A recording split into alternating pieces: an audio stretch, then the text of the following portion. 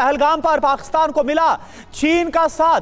पाकिस्तान चीन के विदेश मंत्रियों की फोन पर बात हुई है। चीन ने कहा निष्पक्ष जांच का समर्थन करते हैं। आपको याद होगा कि एक दिन पहले शहबाज शरीफ ने बोला था कि वो चाहते हैं कि इस पूरे मामले पर एक न्यूट्रल इन्वेस्टिगेशन होनी चाहिए।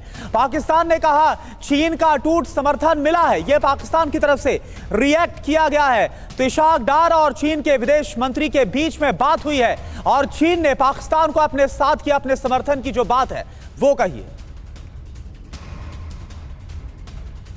और आइए अब आपको बताते हैं कि पाकिस्तान और चीन के बीच क्या नापाक गठजोड़ है और कैसे पाकिस्तान की पूरी सेना, वायुसेना और नेवी चीन के रहमो करम पर पल रही है। पाकिस्तान को चीन से मिले हथियार जो हैं उनकी फहरिस्त बहुत लंबी है।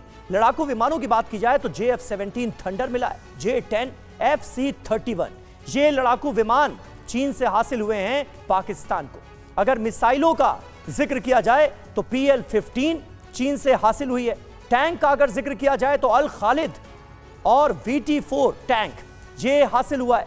इसके अलावा हेलीकॉप्टर और ड्रोन्स के नजरिए से भी चीन की मदद मिली है पाकिस्तान को। Z-10 अटैक हेलीकॉप्टर जो है वो चीन की ही देन है। CH-4 ड्रोन भी चीन से हासिल हुए हैं। इसके अलावा पनडुब्बियों की बात करें तो हंगोर क्लास पनडुब्बियां, जिसमें 8 डीजल इलेक्ट्रिक पनडुब्बियों का निर्माण कार्य भी शामिल है, चीन पाकिस्तान की मदद कर रहा है।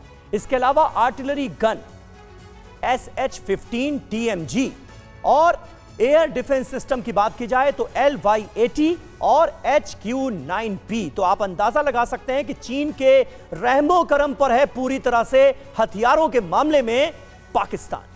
तो अब सवाल है कि चीन और पाकिस्तान की दोस्ती है या फिर मजबूरी है। आखिर क्यों पाकिस्तान चीन के लिए अब एक बड़ी मजबूरी बन चुका है। चीन पाकिस्तान की दोस्ती है मजबूरी। सीधे बिग वॉल का यहां पर रुक कर रहे हैं, आर्थिक गलियारे की बात करेंगे। आपको पता होगा सीपैक के लिए पाकिस्तान चीन के लिए बहुत ज्यादा जरूरी है। ग्वादर बंदरगाह की बात करें, हिंद महासागर तक चीन की यहां पर पहुंच आसान हो जाती है और आर्थिक गलियारे के तौर पर पाकिस्तान में इस वक्त भारी निवेश किया गया है सीपैक के नाम पर और यही वजह है कि लगातार जो पाकिस्तान और चीन का एक गठजोड़ है वो हमें देखने को मिलता है। जी हां, व्यापार के लिए छोटा और सुरक्षित मार्ग ये नजर आ रहा है चाइना को। व्यापार, ऊर्जा आयात के लिए पाकिस्तान महत्वपूर्ण है। निवेश से चीन को दीर्घकालिक लाभ होगा ये चीन मानता है और इसीलिए इस वक्त ये यारी नजर आ रही है। मतलब का दोस्त है चीन। मध्य पूर्व, अफ्रीका तक इसकी पहुंच होगी तो भू रणनीतिक महत्व भी साफ तौर पर नजर आता है। डिप्लोमेटिक सपोर्ट की बात करें तो संयुक्त राष्ट्र में एक दूसरे का दोनों समर्थन करते आए हैं। इस्लामिक दुनिया में प्रभाव की बात करें तो OIC में पकड़ मजबूत करने में मददगार साबित होता है पाकिस्तान चीन के लिए और यही वजह है कि चीन वाहिद मुल्क ऐसा नजर आ रहा है जो पाकिस्तान के साथ खड़ा हुआ है। हमारे साथ इस वक्त फराज सईद पाकिस्तानी जर्नलिस्ट हैं, वो हमारे साथ इस्लामाबाद से मौजूद हैं। मैं आपसे जानना चाहूंगा फराज, आज की तारीख में एक बात तो है, हमारे प्राइम मिनिस्टर नरेंद्र मोदी ने जिस बात का जिक्र किया कि पहलगाम में हुए बर्बर आतंकी हमले के बाद आज की तारीख में ह्यूमैनिटी में विश्वास रखने वाले दुनिया के तमाम मुल्क भारत के साथ खड़े हैं और पाकिस्तान अलग थलग पड़ता हुआ नजर आ रहा है। इसको लेकर पाकिस्तान की आम आवाम में इस वक्त कितनी बेचैनी कि कुछ बड़ा हो सकता है और अगर बड़ा होगा तो भारत के साथ ही खड़ी रहेगी पूरी दुनिया। एक तो बहुत शुक्रिया, आपने मुझे मौका दिया। पहली तो मैं बात करूं कि जहां तक दहशतगर्दी के खिलाफ खड़े होने की बात है तो पाकिस्तान भी दहशतगर्दी के खिलाफ खड़ा है। चाइना ने भी जो कल अनाउंसमेंट की कि it is going to stand with Pakistan, वो भी उसने ये कहा कि पाकिस्तान के साथ खड़ा है एंटी टेररिज्म मेजर के खिलाफ। उसने कहीं कतन ये नहीं कहा कि वो भारत के खिलाफ पाकिस्तान के हक में खड़ा होगा, या पाकिस्तान ने भी ये नहीं कहा कि हम जो है जो टिट फॉर टैट वॉर जो है वो थिएटर ओपन करना चाहते हैं। तो जहां तक तो दहशतगर्दी की बात है तो पूरी दुनिया को खड़ा होना चाहिए भारत के साथ। हमने भी इतनी ही कंडेमनेशन की ही, इतना ही हमने कहा कि हम इन्वेस्टिगेट करेंगे इस पूरे मामलात को और जो भी इसका जो सबूत जहां भी लेके जाएंगे हम उसको स्वीकार करेंगे। दुनिया कैसे मान ले कि आप लोग दहशतगर्दी के खिलाफ हैं? आप लोगों की सरजमीन पर तो दहशतगर्दों को पाला जा रहा है, पोसा जा रहा है, कैसे मान लिया जाए? और आपके रक्षा मंत्री खुलेआम इस बात को मानते हैं कि हाँ हमें गंदा काम करना पड़ता है।